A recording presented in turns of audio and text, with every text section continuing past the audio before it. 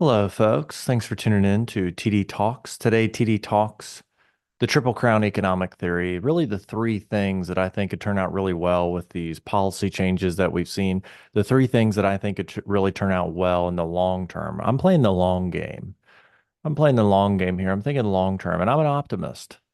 I'm an optimist.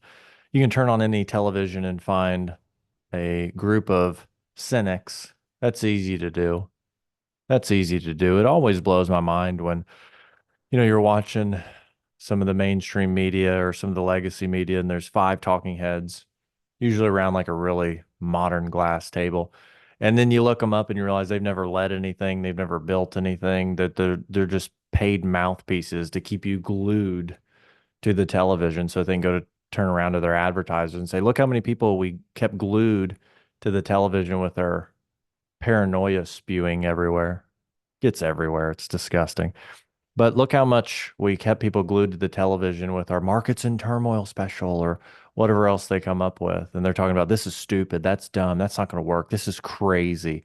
They've never made a consequential decision in their lives, not one, but they keep you glued. So, in a world of cynics, I'm here to be an optimist without illusions. That's how I would describe myself, an optimist without illusions. Like, optimism with a little bit of pragmatism, a little bit of pragmatic optimism. That's how I want to be. That's who I want to be. That's how I want to lead. That's how I want to talk. And that's how I want to think. So here's my approach to this. We have an addiction to spending in our government. We have an addiction to spending. I mean, Congress has the power of the purse, and that purse has been sending out $6 trillion and only taking in 4 trillion. 6 minus 4 equals 2 in the negative. That's a deficit. Not great. Not great at all. And so we've got an addiction to spending. Well, when you have an addiction to spending like our government does, and you shake things up or you cut spending, it causes withdrawals, like any addiction. And I can relate to that in the sense that when the sun comes out in the spring in Kentucky and we get out of the rainforest that we've been in, when the sun comes out in Kentucky, I start dropping hints to my wife. I start saying, honey, sun's coming out. Feels like chicken salad season. You know what I mean? It feels like chicken salad season. I've been really leaning on the baby. I've been really saying, I think the baby needs some chicken salad, good chicken salad sandwich. And my wife makes them with sweet pickles, sweet pickles. I know people who put onions in it. Why would you ruin something so good with onions? Don't do it. In my opinion, don't do it. That's my advice. Don't do it. Don't ruin it with onions. But with sweet pickles, it's unbelievable. And here's how I can relate to the government withdrawals from cutting spending. After about 2 or 3 days, when we don't have fresh chicken salad because I consume 90% of it, I leave 10% for her.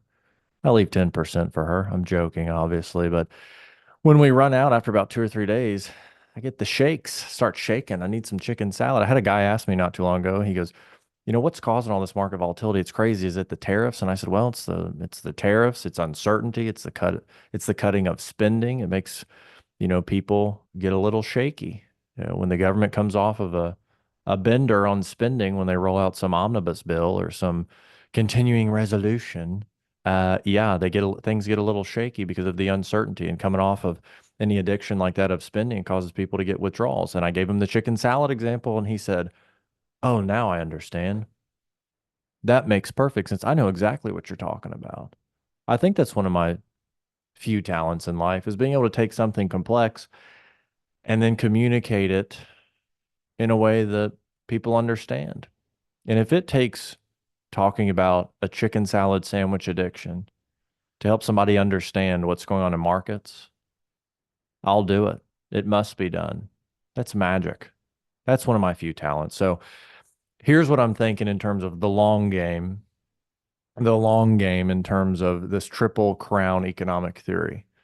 We could have a triple crown winner this year with horse racing and the Derby coming up here in May. It's a magical time. But I'm thinking triple crown economic theory, a couple things that could go right in the long game. Number one is the cutting of spending. With what Doge has done, you might not like who's doing it or how they're doing it, but cutting spending, it needs to be done. I don't think I've met a single person who goes, our government isn't big enough. The United States government isn't big enough. It's not bloated enough. We need to make it bigger. We need to make it bigger. I haven't really met a person who says that. If you're a listener and you believe that, feel free to reach out and tell me why. I wish you the best. I wish you the best of luck, but we need to cut spending. And we've seen a little bit of that. When you have a $2 trillion deficit, you got to cut spending. We got to get closer to a balanced budget. Actually, in fact, we need a balanced budget in order to be financially healthy as a country. Cutting spending is one of those things. So the Doge cuts, you might not like who's doing it or how they're doing it or how it's being rolled out or whatever, but it needs to be done. So far, the spending cuts that we've seen will save about 150 billion. Those are the current estimates, and that's what we've seen so far. If they continue to do that, it could get bigger, but let's just say it's 150 billion, and that's the end of it. So we got a long way to go to get to 2 trillion, but if you knock it down by 150 billion, you're going in the right direction. So number one, spending cuts. Number two is the federal interest, the amount of interest that our government pays from the budget towards interest on debt. So if the 10-year treasury yields can go down, it will allow the government to finance or refinance federal debt at a cheaper interest rate. So the 10-year treasury yields hit around 4%. They've been much higher, but they hit around 4% in the past couple of days, which has been driven by market volatility. And I'll explain to you how. So when markets are shaky, it drives people emotionally. It drives people, in my opinion, it drives them to treasuries, drives them to bonds. So in a world where, let's say, somebody pays $1,000 for a bond that pays 5%, okay, they own that bond. That $1,000 bond pays $50 a year in interest. Let's say another year down the road, we have the market that we have right now, and it causes a lot of people to have a high demand for those bonds. And then people start going, well, you paid a thousand for that bond, paying 5% or $50 a year because I really want it because demand is high for that stability of the bonds. I'll pay 1100. I'll pay 1100. Now that bond, even though you buy it for 1100, is still only going to pay $50. It's going to pay 5% on the thousand. So if you pay 1100 for it and you're getting $50, you're only getting a 4.5% yield on that 10-year bond. And that's what drives yields down. So we could see, because of this market volatility and the flight, to bonds, driving the demand up and the effective yield down, which would allow the government to refinance debt at a cheaper rate. Right, in 2025, we're on track to pay 1.9 trillion in interest. That's more than we spend on healthcare and defense. That's insane. That's insane. That's bad financial management. That's not being a good steward of financial decisions. Now, I know that there's been emergencies. COVID was a big deal, and there's a lot of rollout of printing money and spending money to handle that, to keep the economy together, to keep the country, together, and to keep us safe. But it was overblown in what we spent during that period. Now Doge is going back and finding ways that there was money overspent or spent erroneously, and recollecting that or stopping the further bleeding of that. But 1.9 trillion in interest alone is insane, especially when it's more than what we spend on healthcare, Medicare, Medicaid, and what we spend on defense. We're paying more money on interest than we are what it takes to defend ourselves and, frankly, the world, because of the way we do things. So if we could cut down on that interest, if we could refinance that interest at a lower rate, that would save a lot of money. From what I've read, it could save anywhere between 800 billion to 1.2 trillion. So 150 billion from Doge, 800 to 1.2 trillion in refinancing. Here's the third thing, the tariffs. The tariffs have been projected to generate between 300 billion and 800 billion in revenue. So with a $2 trillion deficit, if it plays out this way, this is me speculating, trying to be an optimist, trying to see the silver lining. I'm not saying it's going to play out this way. I'm saying if it plays out this way, here's how things could shake out in the long game. Again, we're focused on the long game.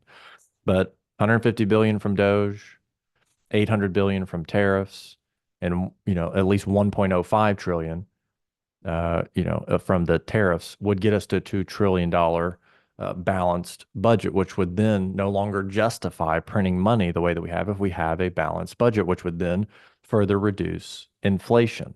We have seen inflation come down quite drastically since the change of administrations. Oil prices have gone down. They've gone down below $60. So we've seen inflation go down. But these three things in this triple crown economic theory could really tie it all together in the long game.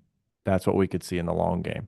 So that's me being positive. That's me being optimistic. That's me being pragmatic. And that's me being hopeful in finding the silver lining in what's going on in our government now.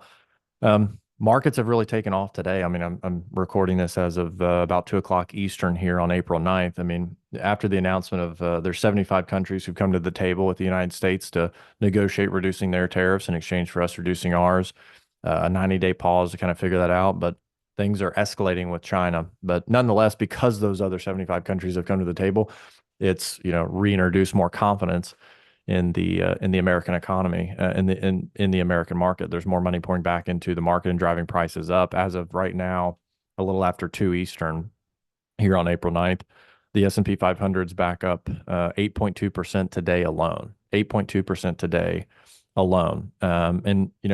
On the topic of China, one thing I will mention is I just saw a New York Post article that came out that said a key Apple supplier suggested it could shift some production to the US and other countries in order to dodge the brunt of the 104% tariffs. They must have published this earlier because I just saw that the tariffs on China have now been raised to 125%. But that company is called Luxshare. Luxshare is a Chinese firm that assembles iPhones and makes AirPods. I love my AirPods. I love my AirPods. When I don't want to be talked to, I just throw them in. I'm probably not even listening to anything. But people don't talk to you. They don't bother you. When you need quiet time, you just throw them in. I do that in public. I don't do that at home. So that's the way it goes. But Luxshare is considering moving some of their production probably to India. I've seen India mentioned a couple times in some other articles, but we're seeing some big shifts here. We're seeing some big shifts here, and a lot of countries come to the table. And the change here on the tariffs here, later this or earlier this afternoon, have made markets really, respond positively to what we've seen.